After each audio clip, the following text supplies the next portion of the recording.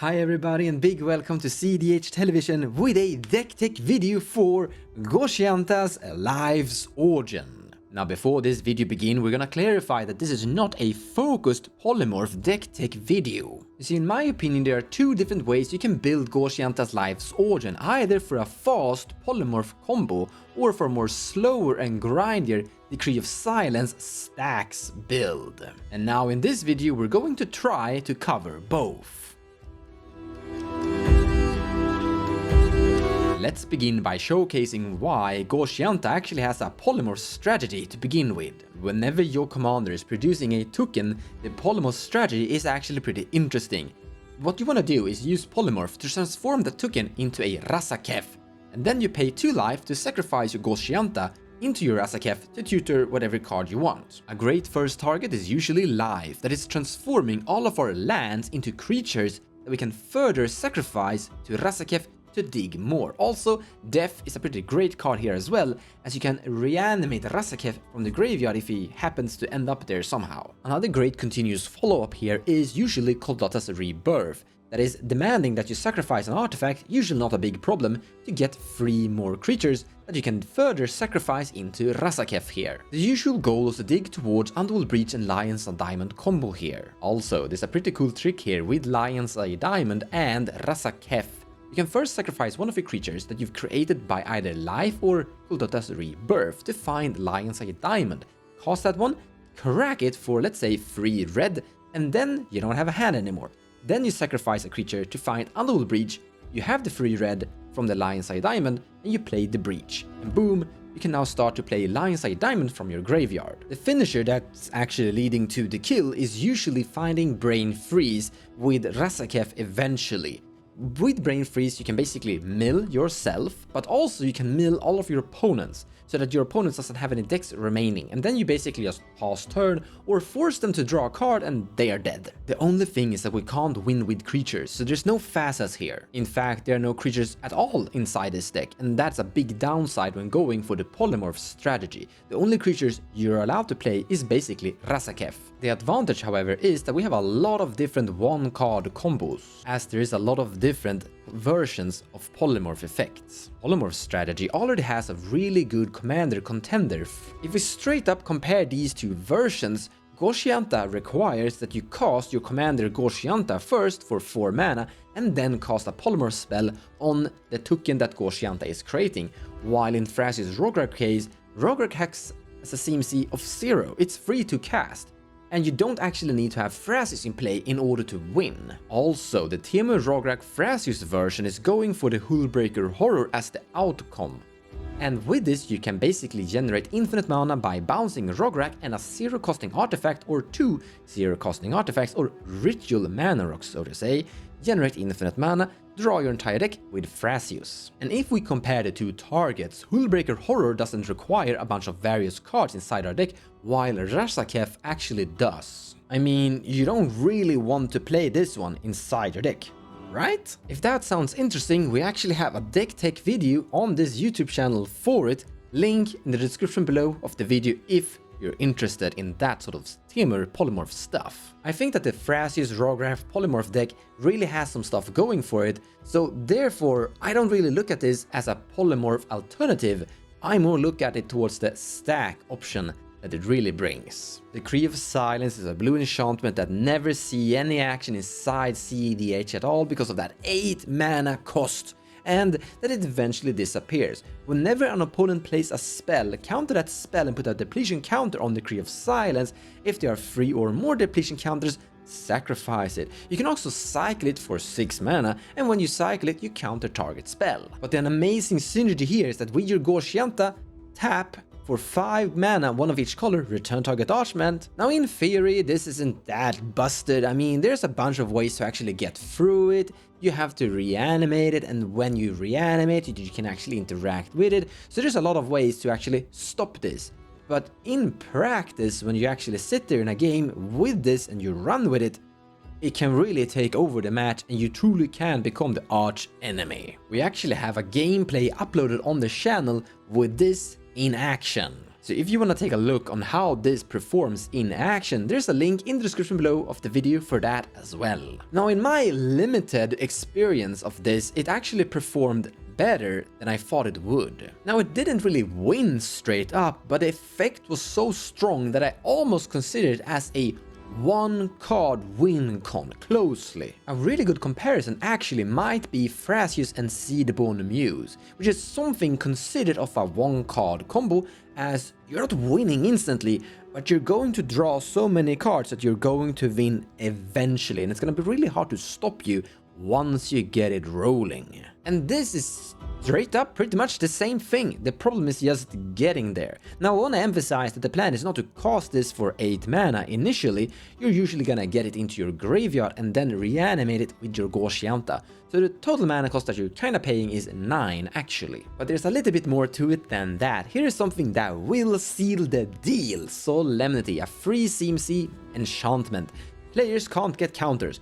Counters can't be put on artifact, creatures, or enchantments. That means that the Decree of Silence will stick forever. Now, of course, there are a lot of ways to actually get out of this. For example, Abrupt Decay can destroy Solemnity because Abrupt Decay can't be countered. As well as Bosei, who endures, is also a great solution to the Decree of Silence. But once again, in my personal experience, it's actually kinda easy to just rebuild this. They destroy the silence, they destroy Solemnity, and our commanders just keeps bringing them back. Destroying the Decree isn't just enough, they need to destroy Gauchianta, your commander, as well. And while they are sitting there sculpting and scheming together to basically solve you as the big problem, you're drawing cards and developing the board state furthermore. That takes us to the win con. Very simple, straightforward, beat down with a 1/1 shrine. Nah, I'm just kidding. We have something really cool, or we have a lot of different cool things. We have Urza's Saga to begin with, an enchantment that can produce 1/1 or constructs of sorts that are growing in size continuously, and we can reanimate it. We also have the great red enchantment Untold Breach and its entire combo package with Lion's Alignment and Brain Freeze that we talked about previously in the Polymorph version of this commander. But also, even if you're not going for the combo, we can sit and use Untold Breach to basically cast cool cards from a graveyard over and over. Now, in the description below of the video, you're gonna find 2 deck lists, one for a stax version and one for a polymorph version. And I'm not running the Lion's Alignment and Brain Freeze in the stax version because that version is going for the rule of law kind of stuff. Cards like Archon of Emeria, a great card inside the metagame that we currently have. Should feel kind of weird having Untold Breach inside a deck with Archon of Emeria, but when you reanimate Untold Breach, you can actually cast something from the graveyard as the only spell per turn, then Breach goes back to the graveyard, but you can reanimate it again next turn. This makes Intuition into a really interesting card inside this deck, actually. From here you can really sculpt a lot of potential value that your commander can build from your graveyard. It's not always guaranteed, by the way, that you should get your Decree of Silence with the Intuition, because Decree of Silence is going to end up inside your hand with this, so you might need some tricks to actually discard it to your graveyard. On the other hand, it has an inbuilt function on it where you can cycle it to discard it for 6 mana, but if you're building this deck with a lot of stacks and a lot of ways to control the game and make the game longer, you might actually build the mana that you need to cycle this towards your graveyard, so you can actually then later reanimate it continuously. Now, the thing here is that this is still really open on how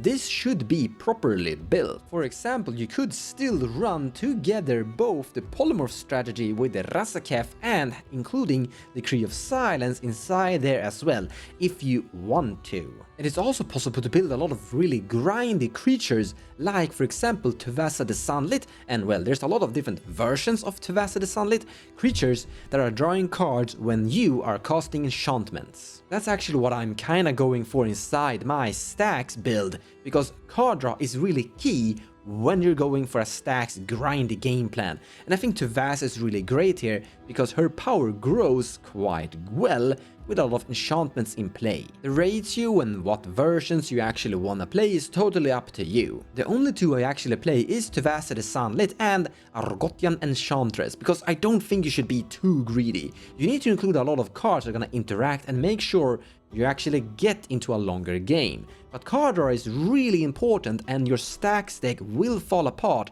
if you're not able to acquire that. And I personally think that these are the two best ones. To CMC, Shroud, whenever you cast an enchantment spell, draw a card. To Vasa will only draw one card for the first enchantment you play, but I'm playing a deck with a lot of Rule of Law, so that's not really an issue. Also, it grows in power, and that's really key, because once again, this is an arch enemy deck.